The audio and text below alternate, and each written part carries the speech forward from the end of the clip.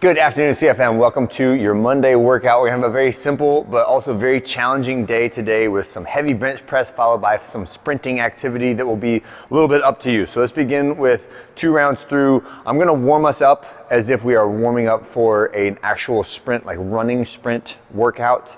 And even this will not be sufficient, so you'll need to go back and do some more. But any way you slice it, if we do like shuttle runs, jumps, and a lot of the skipping and hip flexor quickness activation exercises, you will be well primed for whether you sprint on the bike or sprint on the C2, the ski erg, or sprint on the rower, or on the ground, okay? So let's begin with shuttle runs. So we're just running down and back 10 times. After the shuttle runs, I want to go all the way down and all the way back with our lateral side shuffle, okay?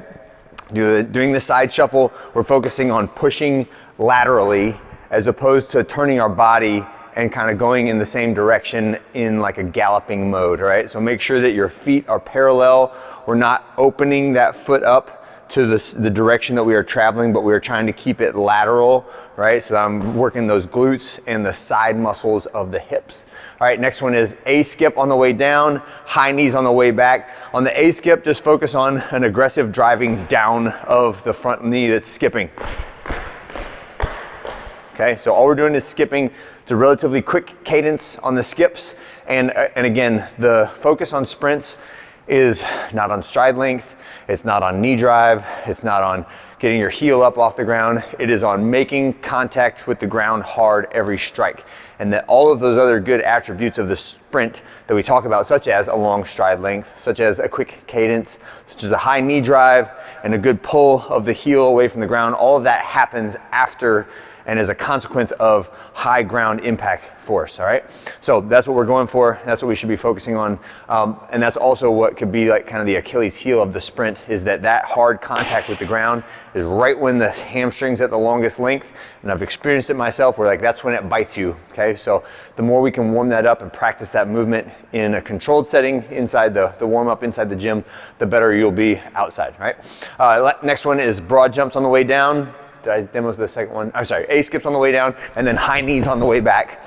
Next one is broad jumps on the way down. So just jump and landing control, stabilize that landing. And then similar concept, but now we're going diagonal and single leg. So diagonal single leg bound, stick the landing and stop. Other way, stick the landing and stop. Other way, stick the landing and stop. Okay, those are diagonal single leg bounds. And then we're gonna do 2 reps of a 5 bunny hop start.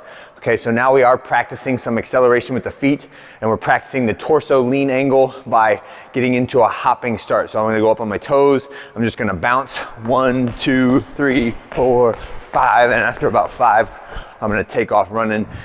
Goal being to remain springy, keep those lower extremities resilient, and I would like to get 2 of those reps. So 1 on the way down and 1 on the way back.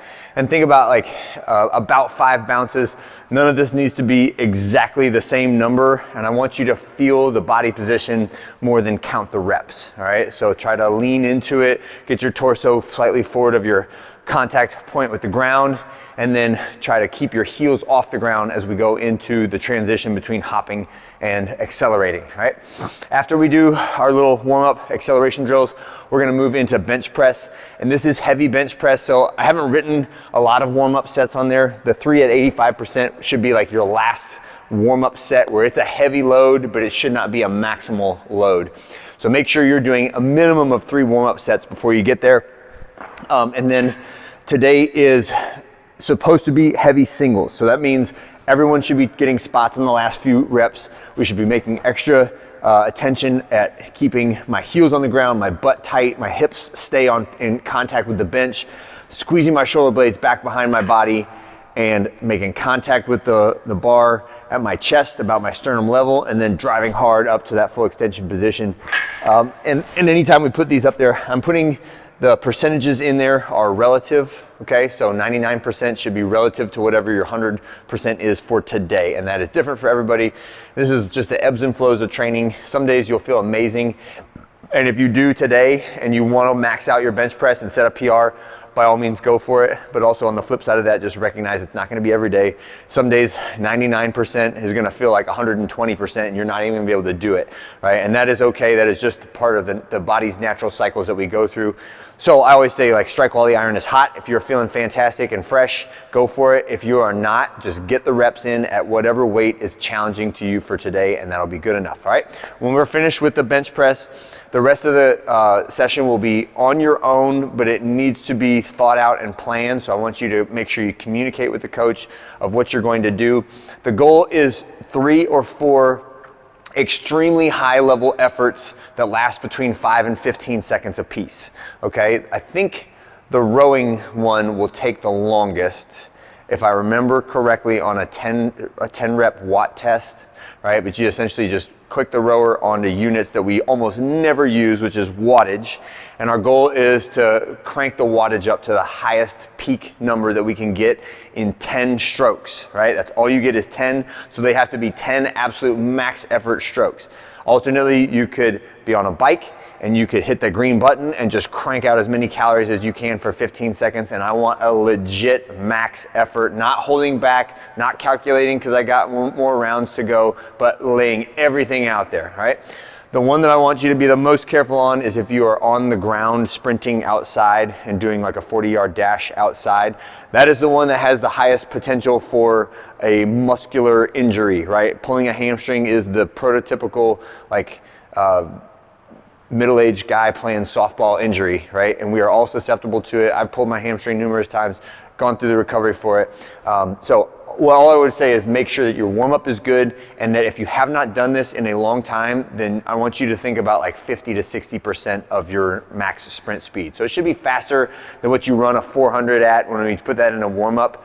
But if you go at a legit sprint, you will rip the muscle off of the bone, right? Or separate it from a tendon or something like that.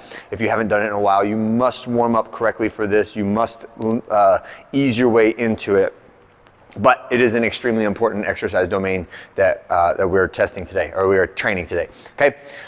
So that's it for today. Make sure you just communicate with your coach is what you're gonna do, and then the number one rule of going outside and sprinting is gradually ease your way into the sprint. And don't just like succumb to the max effort of everything you got all from the beginning and then limp your way home today, okay? That is not the goal. Have a great one, and I'll see you guys on Tuesday.